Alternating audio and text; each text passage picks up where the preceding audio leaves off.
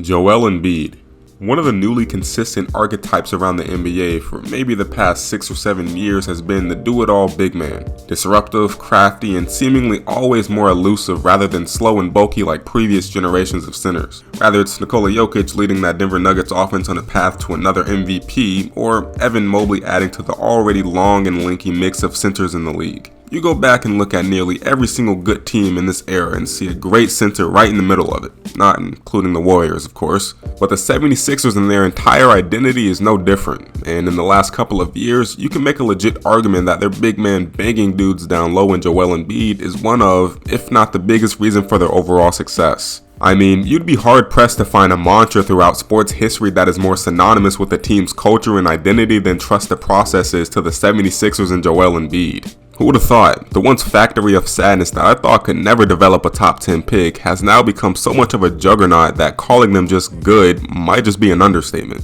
And with that being said, here we are. Their generational top 10 pick is pulling off a nasty combination of post fades, pull-up jumpers, and an occasional dream shake here and there. These specific plays demonstrates why the word pace, as the 76ers defined it, is more nuanced than constantly gunning for fast break opportunities or traditionally attempting a shot in 7 seconds or less.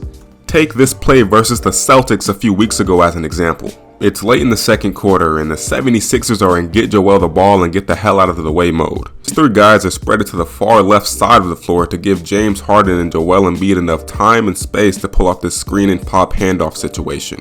As this play continues, Joel gets to his preferred spot on the court fairly easily. And with the borderline statue and Al Horford in front of him, you probably already know he can go to whatever move he wants in this situation. Maybe a post fade, maybe a shoulder to the chest bully ball style. If you guessed jab step fade away, you're correct. This is one of the many things that makes Joel Embiid a really elite scorer. He can and will adapt to any defender in any situation.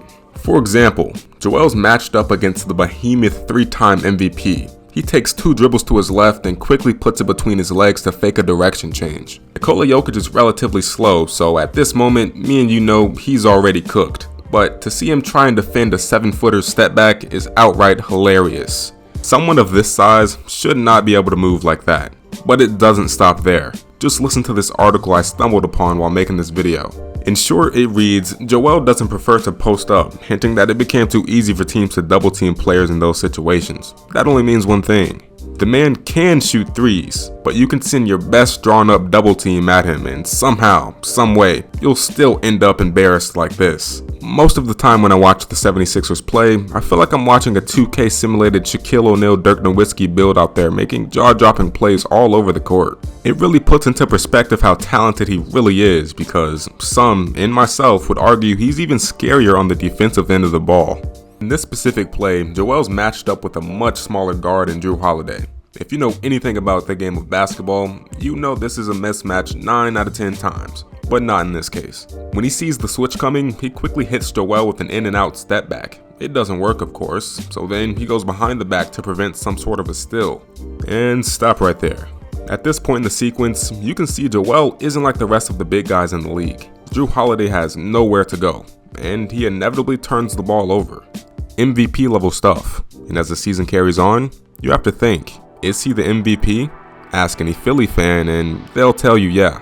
Ask any opposing player who's had to guard him, they'll give you the same answer. But if you ask me, well, we'll just have to wait and see. With the numbers he's putting up, it's getting kind of hard to deny the fact.